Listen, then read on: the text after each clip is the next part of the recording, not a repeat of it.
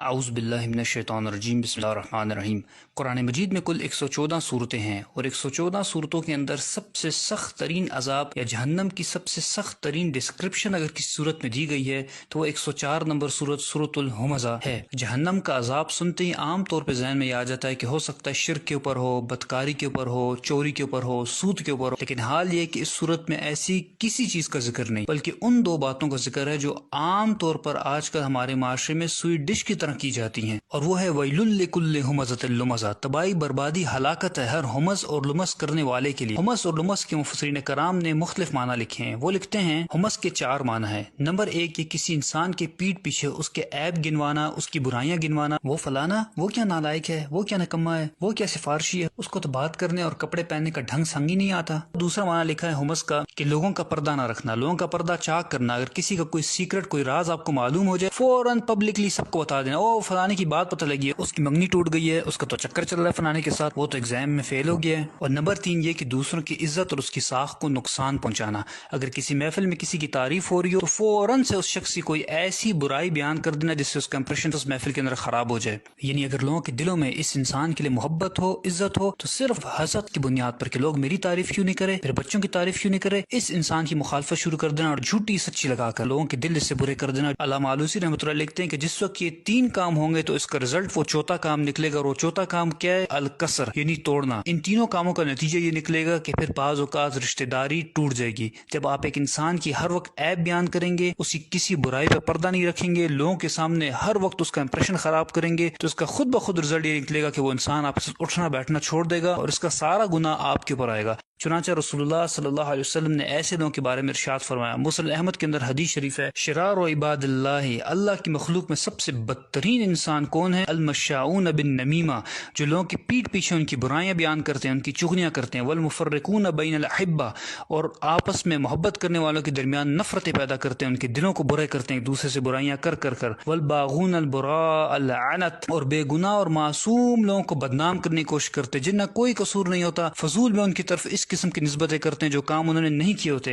اور ایک روایت میں تو یہاں تک آیا کہ یحشرہم اللہ فی وجوہ الکلاب، اللہ تعالیٰ ان کے چہروں کو کتے کی طرح بنا دے گا قیامت کے دن۔ اور دوسرا لفظ اس آیت میں ذکر ہوا ہے وہ ہے لمز۔ مفسرین کرام لکھتے ہیں کہ ہمز کا معنی تو 4 کام کسی کے پیٹ پیچھے کرنا، لیکن لمز کا معنی یہ ہے کہ کسی انسان کے روبرو اس کے سامنے 3 کام کرنا۔ نمبر 1 یہ کہ بات بات پر اس کو تانے دینا، تمہیں تو کچھ آتا ہی نہیں ہے، تم سے تو کوئی خیر کی توقع ہے ہی نہیں، کبھی کوئی کام تم نے ڈھنگ کا کیا ہے۔ نمبر 2 یہ کہ اس کو لوگوں کے سامنے ذلیل کرنا، اور نمبر 3 یہ کہ اس کا محفل میں مذاق اڑانا، منہ سے اشاروں سے اس پہ ٹانٹ کرنا، اس کی شکل صورت کا مذاق اڑانا، اس کے کپڑوں کا لباس کا مذاق اڑانا۔ رسول اللہ صلی اللہ علیہ وسلم نے اس قسم کے لوگوں کے بارے میں ارشاد فرمایا کہ مررت بقوم، معراج کے موقع پر مجھے ایک قوم دکھائی گئی، اسفار من نحاس، ان کے ناخن نوکیلے تانبے کے بنے ہوئے تھے، یخمشون وجوہہم وصدورہم، اور وہ اپنے ناخنوں سے اپنا منہ بھی کھرید رہے تھے اور اپنے سینے کو بھی نوچ رہے تھے۔ میں نے پوچھا کہ یہ کون لوگ ہیں جو اتنی تکلیف میں ہیں؟ مجھے بتایا گیا کہ یہ آپ کی قوم کے وہ لوگ ہیں جو لوگوں کے پیٹ پیچھے ان کے عیب بیان کرتے تھے، اور یقعون فی اعراضہم، اور یہ لوگوں کی عزت اور آبرو سے کھیلا کرتے تھے۔ اور جب ہماری فرینڈز اینڈ فیملی گیدرنگز ہوتی ہیں، اور واٹس ایپ، فیس بک، سوشل میڈیا پر جو فرینڈز اینڈ فیملی گروپس بنے ہوتے ہیں، وہاں پر دوسرے کا مذاق اڑایا جاتا ہے، ایک دوسرے کو ذلیل کیا جاتا ہے، اور ہم کیا کہتے ہیں؟ ہم تو شغل لگا رہے ہیں،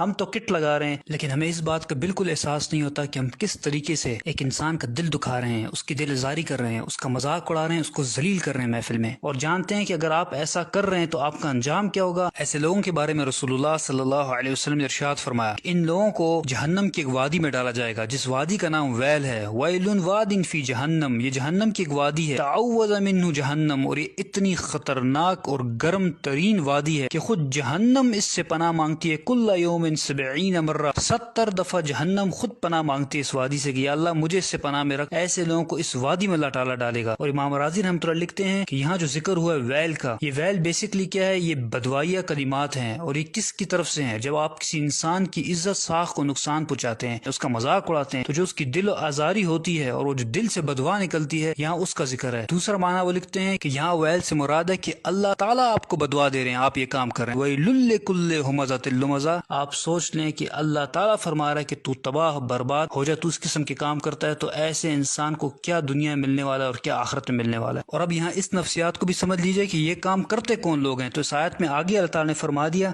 الذی جمع مالا وعددہ یحسب ان مالہ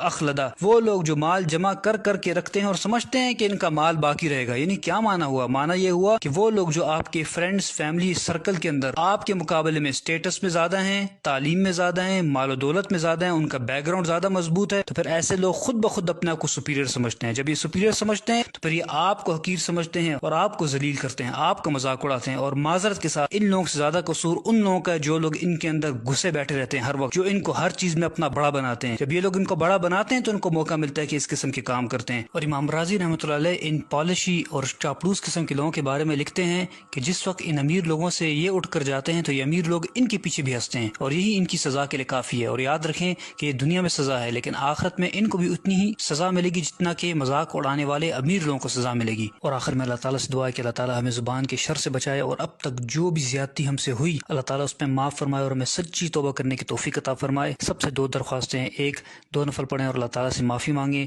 دوسرا ان حدیث کو زیادہ سے زیادہ آگے پہنچائیں تاکہ آپ کا بھی صدقہ جاریہ بنے، ہمارا بھی۔ جزاک اللہ خیر۔